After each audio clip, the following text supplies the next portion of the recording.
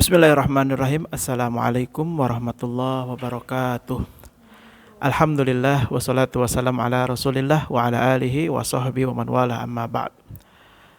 Alhamdulillah, mari kita panjatkan puja dan puji serta rasa syukur kepada Allah Subhanahu wa taala yang sudah memberikan kita limpahan nikmat dan karunia-Nya sehingga pada pagi hari ini, pada kesempatan hari ini Allah masih memberikan kita beraktivitas dengan mudah, beribadah dengan sangat mudah.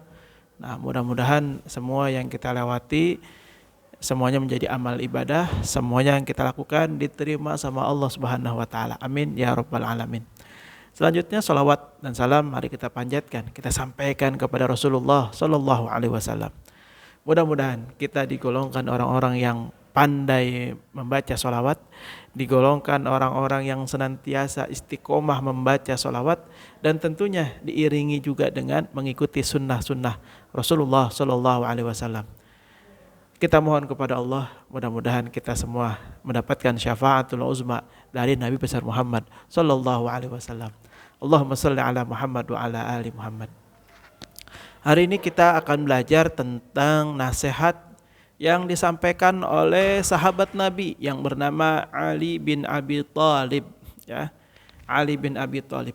Nasihat ini ada dalam kitab Nasaihul Ibad, ya, bab yang keempat, maqalah yang ke-30. Nanti teman-teman kalau mau lebih jelasnya bisa buka kitabnya langsung. Kitab Nasaihul Ibad karangan Imam An-Nawawi Al-Bantani. Ya. Baik, saya akan bacakan redaksinya dulu ya. Nanti kita bahas sedikit demi sedikit. Mudah-mudahan nanti bisa menambah cakrawala pengetahuan kita semua dan bisa kita aplikasikan dalam kehidupan kita sehari-hari. Bismillah wal maqalatu as-salasun. Dan adapun maqalah yang ke-30, as-salasun, 30. An Ali radhiyallahu annahu qala arba'atu asya'a qaliluha katsirun.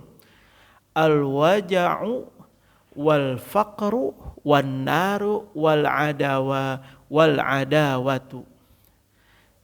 Dari sahabat Ali radhiyallahu an, semoga Allah meridhoinya, annahu qala, bahwasanya Ali pernah berkata, sahabat Nabi yang bernama Ali bin Abi Thalib pernah berkata, arba'atu asya, ada 4 perkara, ada 4 kondisi, ada 4 keadaan. Qaliluha katsirun. Yang 4 ini sebenarnya sedikit, tapi kalau kita sudah masuk ke dalamnya itu padahal banyak banget. Sedikit tapi padahal itu sebenarnya banyak banget. Apa yang pertama? Al-waja'u. Al-waja'u. Apa itu al-waja'u? Ay al-alam, yakni al-marid, sakit. Yang pertama sakit. Yang kedua apa? Al-faqru, kemiskinan. Yang ketiga apa? Api. Api. Yang keempat apa? Musuh. Yang pertama sakit, yang kedua kemiskinan, yang ketiga api, yang keempat musuh.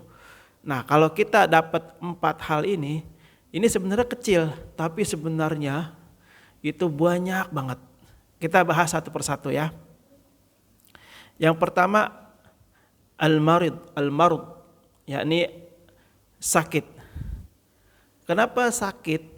Ya, ini memiliki banyak efek, banyak dampak. Karena yang namanya sakit, baik itu sakitnya ringan maupun atau apalagi berat, itu tetap menjadi sesuatu yang terasa dan terdampak. Jadi manusia secara umum kalau sudah sakit, mau ringan apalagi berat, itu pasti menyulitkan. Pasti dia mengeluh, pasti dia merasa tidak nyaman. Nah, ini yang pertama, sakit ya. Jadi sakit ini kecil, sakit ini ya sedikit tapi dampaknya luar biasa. Ini yang pertama. Yang kedua kemiskinan. Kemiskinan ini kecil juga, tapi lihat dampaknya. Orang yang mengalami kekurangan harta, ekonominya murat marit, ekonominya buruk, maka sedikit banyak dia akan kekurangan dalam memenuhi kebutuhannya. Nah, tentu saja ketika kebutuhan manusia karena ekonominya tidak maksimal, itu dia akan merasa sebuah ketidaksempurnaan dalam hidupnya. Artinya apa? Kebutuhannya itu tidak terpenuhi dari kemiskinan tadi, karena kemiskinan tadi. Oleh karena itu, orang yang terjerat kemiskinan itu sedikit banyak dia akan terganggu, baik psikisnya apalagi kesehatannya. Karena apa? Karena kebutuhannya tidak terpenuhi. Nah, terus yang ketiga api, anar. Apa maksudnya api? Nah, yang dimaksud api, ingat api itu mau kecil apalagi besar, itu pasti menimbulkan sebuah dampak yang besar. Yakni lihat, kalau kita lihat kasus-kasus kebakaran, itu kebanyakan dipicu oleh api yang kecil. Atau adanya api lah, mau kecil ataupun besar, intinya api dulu. Jadi api ini ya, kecil apalagi besar itu akan sangat berbahaya. Ya, akan sangat berbahaya baik yang sifatnya dunia. Ya, ingat api dunia saja itu udah sangat berbahaya. Apalagi nanti api yang ada di akhirat. Itu sangat berlipat-lipat kali dari apinya dunia. Ya, jadi yang ketiga ini api harus diwaspadai. Yang keempat, apa yang harus diwaspadai, yang harus kita sikapi? Musuh. Ingat, teman 1000 itu kurang, tapi musuh 1 itu kebanyakan. Maksudnya apa? Lihat ya, begini ceritanya. Orang yang memiliki musuh, walaupun musuhnya cuma 1, itu tetap akan mengganggu psikisnya dia. Ada rasa takut dalam dirinya, akan merasa terancam dirinya. Kenapa? Karena ada musuh itu. Ya, jadi walaupun temannya 1000, 1.000.000, kalau dia punya 1 saja orang musuh, maka hidupnya tidak akan tenang, tidak akan tentram. Kenapa? Ya itu, karena ketakutan terus. Apalagi si musuh ini memang punya niat yang sangat buruk, sehingga dia akan terus menghantui orang tersebut. Nauzubillah ya.